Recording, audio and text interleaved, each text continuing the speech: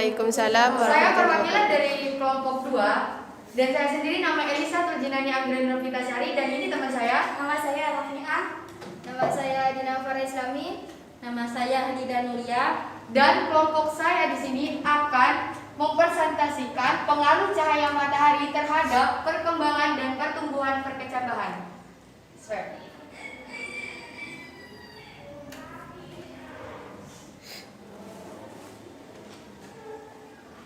Dan bab 1 akan dibahas oleh Rofiah.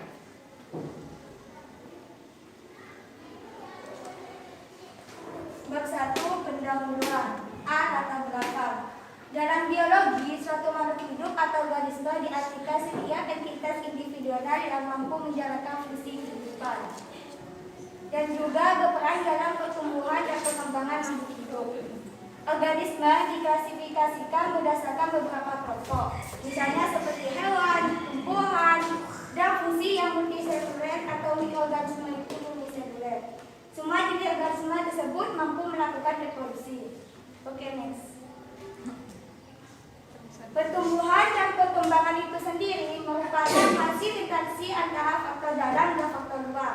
Faktor yang terdapat dari dalam lainnya itu sifat genetik yang ada di dalam gen dan hormon yang merangsang pada pertumbuhan tersebut.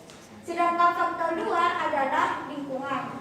Potensi genetik ini hanya akan berkembang jika ditunjang oleh lingkungan yang cocok. Oke, next. Sinar matahari adalah sinar yang berasal dari matahari.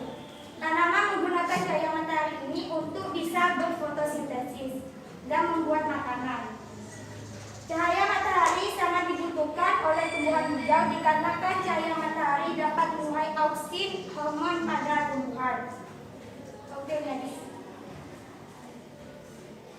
Jadi perkecambahan ini juga memerlukan cahaya matahari. Perkecambahan adalah proses awal pertumbuhan suatu tumbuhan, terutama pada tumbuhan biji. Sebagai tumbuhan, maka dalam perkembangannya pasti akan memerlukan cahaya. Oke, next. B. Rumusan masalah. Bagaimana pengaruh cahaya matahari terhadap pertumbuhan dan perkembangan kacang hijau? Ini akan dibahas pada bab yang selanjutnya. Yang C. Tujuan pembahasan. 1. Agar pembaca dapat mengetahui pengaruh cahaya matahari terhadap pertumbuhan dan perkembangan kacang hijau. Yang kedua, apa perbedaan pertumbuhan dan perkembangan tanaman perkecambahan kacang hijau di tempat yang terang dan gelap. Oke, bab 2 saya akan lempar ke Elisa Dina Farah Islami.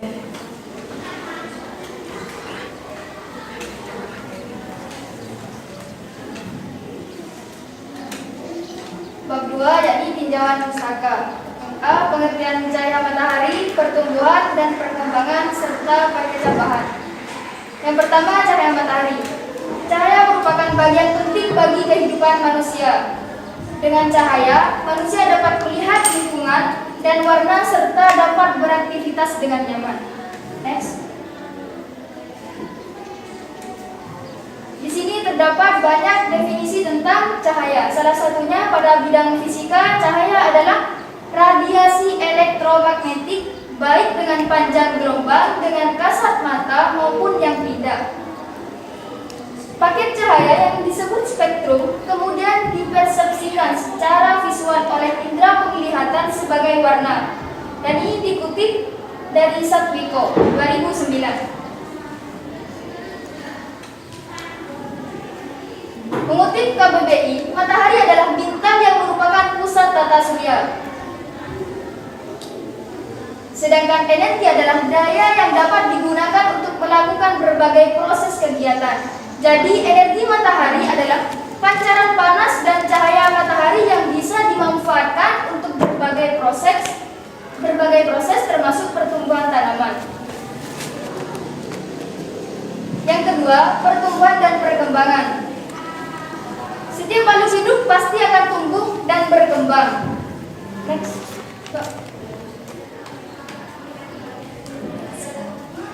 Dan hal ini terjadi karena selama dalam masa pertumbuhan, sel-sel dalam tubuh makhluk hidup bertambah banyak.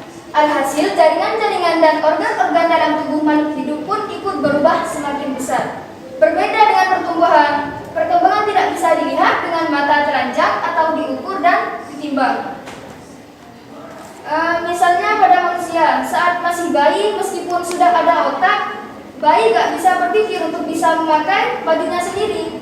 Namun setelah beberapa tahun, kurang lebih umur 7 tahun, bayi bisa mengalami perkembangan dari yang tadinya tidak bisa memakai baju, bisa saat itu sudah bisa memakai baju sendiri. Next, Pak. Namun, jika pada manusia dan hewan, proses pertumbuhan dan perkembangan diawali dengan embrio. Maka pada tanaman, proses pertumbuhan dan perkembangan tanaman diawali dengan perkecambahan. Yang B, pertumbuhan dan perkecambahan tanaman. Pada proses ini, pertumbuhan pada tanaman terjadi di daerah merismatik yang terletak di ujung batang, ujung akar, dan juga kambium. Menurut Ari Wilianto, dalam Kompas menyebutkan ada 2 pertumbuhan, yakni pertumbuhan primer dan sekunder.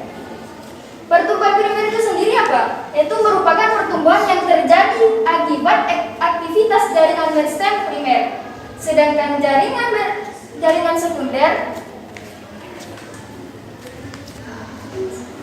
pada pertumbuhan sekunder terjadi oleh aktivitas jaringan meristem sekunder. Contohnya, jaringan meristem sekunder adalah jaringan kambium pada batang tumbuhan, yakni dikotil dan gymnospermae. Next. Yang ketiga, perkecambahan.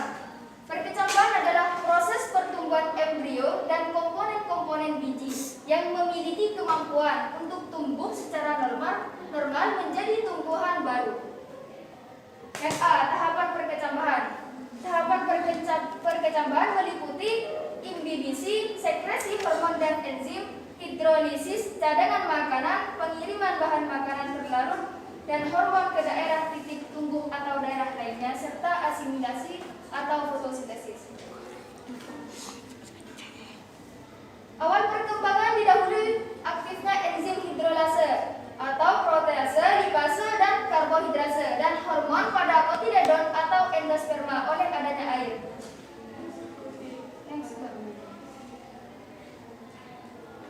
Semua proses tersebut memerlukan energi. Biji memperoleh energi melalui pemecahan glukosa saat proses respirasi. Setelah beberapa hari, lumut tumbuh di atas permukaan tanah. Daun pertama membuka dan mulai melakukan fotosintesis. Yang B, macam-macam perkecambahan. Perkecambahan itu ada 2. Yang pertama epigeal, yang kedua hipogeal. Yang epigeal itu apabila terjadi pembentangan ruas batang di bawah daun lembaga, maka akan mengakibatkan kotiledon akan mengangkat ke atas tanah. Itu dinamakan epigeal. Sedangkan pada tanaman perkecambahan hipogeal, kotiledonnya tetap berada dalam tanah. Pada tanaman epigeal, contohnya kacang hijau. Sedangkan pada perkecambahan hipogeal itu terjadi pada salah satunya kacang kapri. Jadi cahaya matahari itu sangat mempengaruhi tumbuh dan berkembangnya tanaman perkecambahan. Nah, untuk mengetahui pengaruhnya dalam pertumbuhan akan dijelaskan dalam bab selanjutnya. Yang B, hipotesis HO, pengaruh intensitas cahaya matahari terhadap pertumbuhan dan perkembangan tanaman kacang hijau sangat berhubungan. Yang HI, pengaruh intensitas cahaya matahari terhadap pertumbuhan dan perkembangan tanaman kacang hijau tidak berhubungan.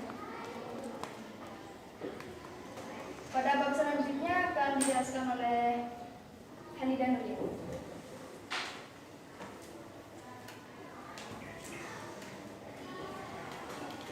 Baik, saya di sini akan menjelaskan tentang metode penelitian. Menurut Sugiono, 2018 halaman 72 adalah metode penelitian yang digunakan untuk mencari pengaruh perlakuan tertentu terhadap yang lain dalam kondisi yang terkendali. Pada penelitian ini selalu dilakukan ingin membuktikan hipotesis adanya perbedaan pertumbuhan dan perkembangan dengan menanam kacang hijau yang terkena matahari secara langsung dan tidak terkena sinar matahari secara langsung. B. Populasi dan sampel. Populasi biji kacang hijau yang sudah dipilih dan dianggap sama secara fisik. Sampel pertama, 5 biji kacang hijau ditanam dalam gelas plastik yang sudah dipasang kapas dengan sedikit air. Kemudian diletakkan di tempat yang terkena cahaya matahari. Sampel kedua, 5 biji kacang tanah yang diletakkan di dalam gelas plastik yang sudah dipasang kapas yang dengan sedikit air. Kemudian diletakkan di tempat yang tidak terkena cahaya matahari. C. Variabel penelitian. Dalam penelitian ini ada 3 variabel yang saling berhubungan kegunaannya. Yang pertama, variabel bebas yaitu sinar matahari. Yang kedua, variabel terikat yaitu kacang hijau. Dan yang ketiga, variabel kontrol yaitu kapas, air, dan suhu. Yang D. Perencanaan penelitian. 1. Tempat dan waktu penelitian. Penelitian ini bertempat di kelas 12B SMA Nazarul Tulab, Pondok Pesantren Nazarul Tulab, Perhatian Camplong Sampang. Waktu pelaksanaannya adalah dimulai pada hari Senin 29 Agustus 2021 sampai dengan Kamis 2 September 2021. 2. Alat dan bahan penelitian. Alat-alat dan bahan yang digunakan adalah sebagai berikut. 1. Biji kacang hijau. 2. Kapas basah. 3. Jamming battery. 4. Penggaris. 5. Lembar kerja. 6. Pulpen. Yang nomor 3 adalah cara kerja. Yang ke-1, kecambahan biji kacang hijau pada kedua cawan bateri yang sudah berisi kapas basah. Yang kedua, cawan bateri yang pertama diletakkan di tempat yang tidak terkena sinar matahari secara langsung. Sedangkan cawan bateri yang kedua diletakkan di tempat yang terkena cahaya langsung. Yang kedua, siramlah masing-masing kecambah dengan air setiap hari. Dan nomor 4, biarkan selama kurang lebih 1 minggu. Perkembangan tanaman itu diukur dengan penggaris, panjang hipokotil dan epikotil.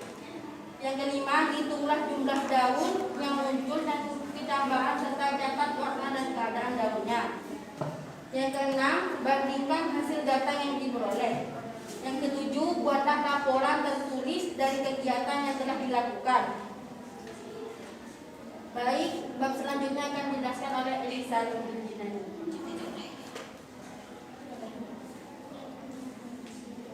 Balik lagi sama saya, Elisa.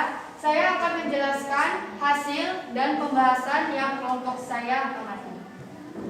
Ini tabel selama 7 hari, hasil di tempat terang dan di bawah hasil di tempat gelap. Saya akan lanjut pembahasannya.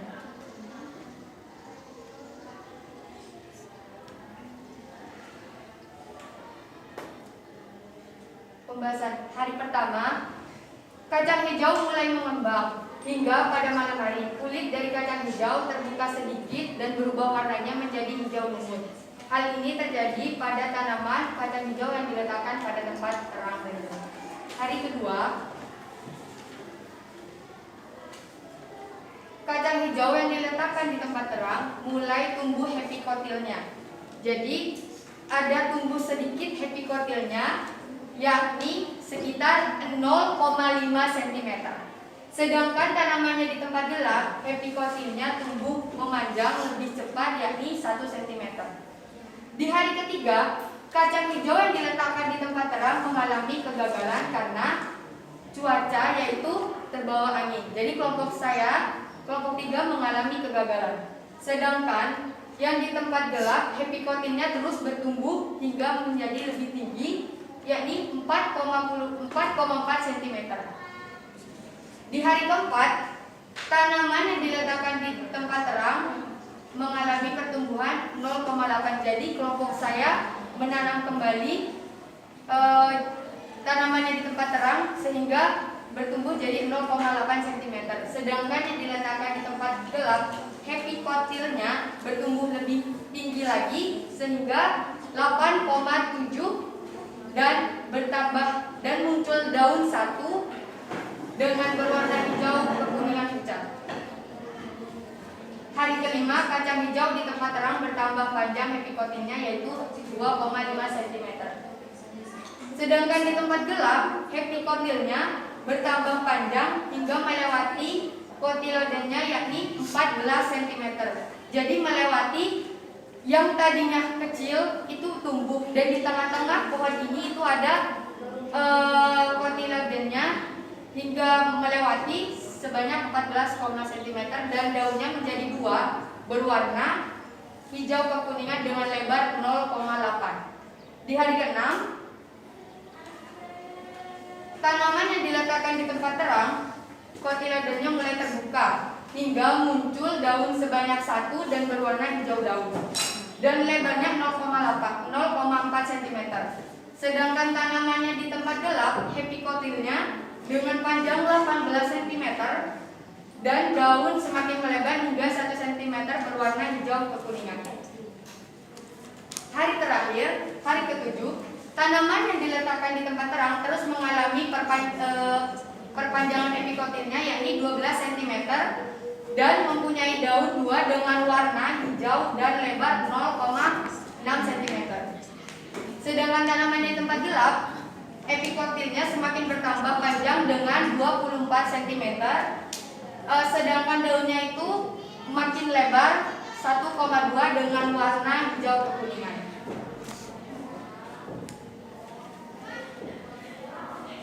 Bab 3, kesimpulan. Perbedaan pada tanaman yang diletakkan di tempat terang dan gelap itu adalah warna.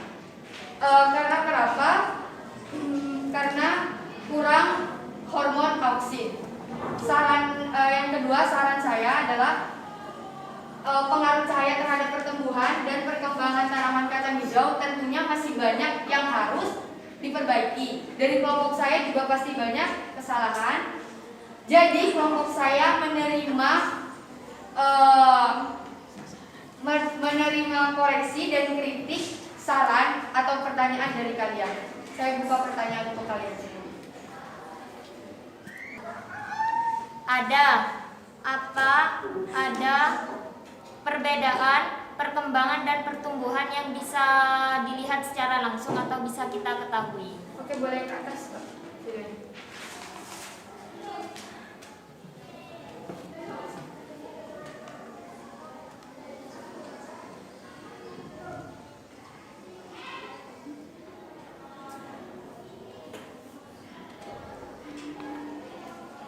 Pertumbuhan itu bisa dilihat dari semisal panjang itu bisa dihitung dan lebar juga. Tapi kalau perkembangan itu kayak anak kecil yang baru lahir, mungkin dia dewasa, umur bertambah, tapi dia tidak bisa memakai baju sendiri.